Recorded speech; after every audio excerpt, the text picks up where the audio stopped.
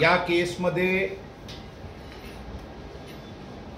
120B criminal conspiracy, 467 forgery, 201 destruction of evidence, 213 आणि 214 obtaining gift for destruction of evidence हे कलम काल लावण्यात आलेली आहे. या 304 IPCचे जे culpable homicide not amounting to मर्डरचे केस दाखल झाला होता. यामध्ये अशा समोर आलेली आहे की 19 तारीखला 11 वाजताचे सुमारास जे ब्लड सॅम्पल जुवेनाइल एक्यूज्डची ससून हॉस्पिटलला कलेक्ट करण्यात आली होती, ती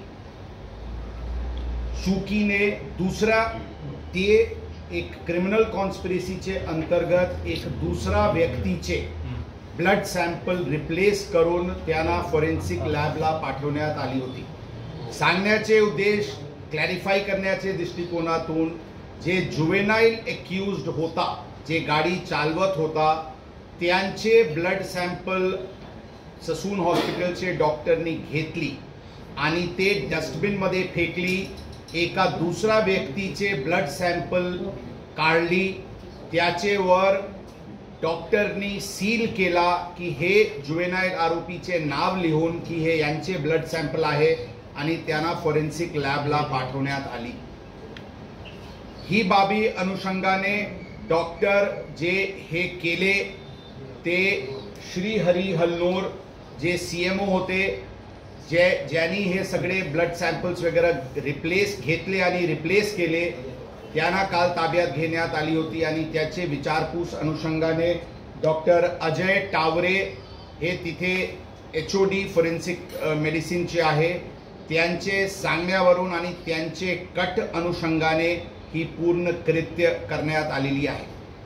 ही बाबी आम्ही आपल्याला यापूर्वी सांगितले होते की ती शंका किंवा ड्यू डिलिजन्सचे दृष्टिकोनातून रात्री एक दुसरा हॉस्पिटल औंधमध्ये जे आहे सरकारी हॉस्पिटल, तिथे जुवेनाइल आरोपीचे एक सेकंड सॅम्पल घेण्यात आली होती.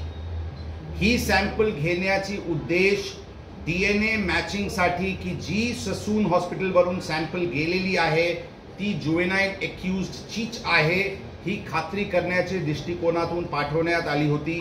आणि काल जे आम्हाला फॉरेन्सिक रिपोर्ट प्राप्त झाले त्यामध्ये औंधचे सॅम्पल हे जुवेनाइल एक्यूज्डचे आहे आणि त्यांचे वडिलांचे पण सॅम्पल आम्ही घेतली होती.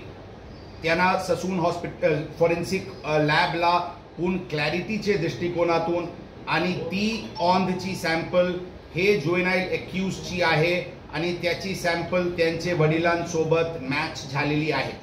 परंतु ससून हॉस्पिटलची जी सॅम्पल आहे ते जुवेनाइल एक्यूज्डची मॅच होत नाही, म्हणून हे थर्ड पर्सनची सॅम्पल आहे. हे स्पष्ट फॉरेन्सिक रिपोर्टवरून काल संध्याकाळी झाली होती. त्याचे नंतर हे डॉक्टर्सला ताब्यात घेऊन विचारपूस करून त्यांना अर्ली मॉर्निंग आवर्समध्ये कलम वाढून अटकची कारवाई करण्यात आलेली आहे.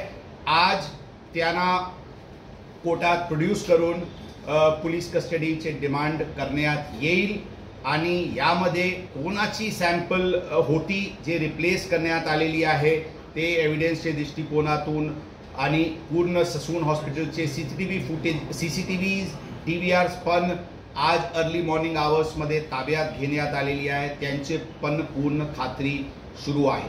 एकंदरीत या 304 जे ॲक्सिडेंट केस आहे त्यामध्ये criminal conspiracy, forgery, obtaining gratification for destruction of evidence ही सर्व कलम लावून 2 डॉक्टर्सला अटक करण्यात, ससून हॉस्पिटलचे 2 डॉक्टर्सला अटक करण्यात आलेली आहे. त्याच्याबद्दल आमच्याकडे भक्कम कायदेशीर टेक्निकल पुरावा आमच्याकडे उपलब्ध आहे. या प्रकरणमध्ये एकूण 3 गुन्हे आतापर्यंत दाखल आहे. फर्स्ट गुन्हा 304 चे होता ज्यामध्ये आता ही कलम जी मी सांगितले वाढ करण्यात आलेली आहे. Second offence juvenile justice act अंतर्गत वडील आणि पब मालकांवर चालकांवर दाखल झाली होती, त्यांना अटक करण्यात आली होती. ती सगळे आता ज्युडिशियल कस्टडीमध्ये आहे. थर्ड ऑफेन्स किडनॅपिंगचे दाखल झाला होता, ज्यामध्ये जुवेनाईल एक्यूजचे ग्रँडफादर सध्या पोलीस कस्टडीमध्ये आहे.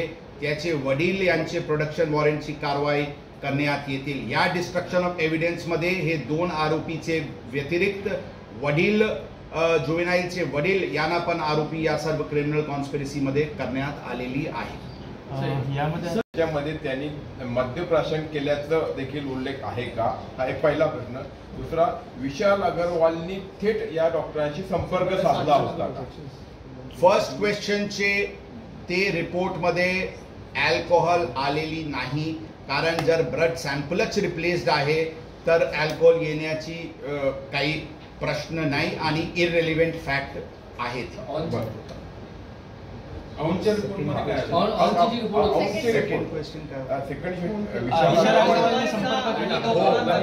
जुवेनाईल एक्यूजचे वडिलांचे डॉक्टर टावरे सोबत प्रत्यक्ष संपर्क असल्याचे बाबी टेक्निकल एव्हिडन्स अनुषंगाने समोर आलेली आहे.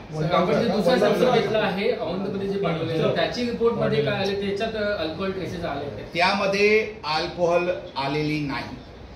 औंधच्या पण याच्यामध्ये आलेली नाही. ते औंधचे रिपोर्ट आपल्याला लक्षात ठेवावा लागेल. ती अंदाजन घटनाचे 20 तासाचे सुमारास घेण्यात आली होती आणि ती सॅम्पलची उद्देशच DNA सॅम्पलिंगसाठी होता. आता सर अल्कोहोलचं काही केसेस नाही, त्याच्यावर आपल्या केसेस मी पूर्वीच सांगितलेले आहे की आमची case 304 fatal accident rash and नेग्लिजंट ॲक्टची नाही आहे, ज्यामध्ये अल्कोहोलचे कंटेंट अत्यंत महत्त्वाचे कॉम्पोनेंट असते. आमची case 304 IPC culpable homicide not amounting to मर्डरची आहे, ज्यामध्ये आरोपी आमचे केस आहे की आरोपीची कंडक्ट अनुषंगाने ही स्पष्ट आहे की आरोपी सेन्सेसमध्ये होता, त्यांना पूर्ण नॉलेज होती, त्यांना पूर्ण कल्पना होती की त्यांनी अशा प्रकारचे कृत्य अनुषंगाने कोणाचे जीवितास हानी होऊ शकतो, ही लाईकली नॉलेज अनुषंगाने त्यांचे हे कृत्य झालेली आहे. म्हणून यामध्ये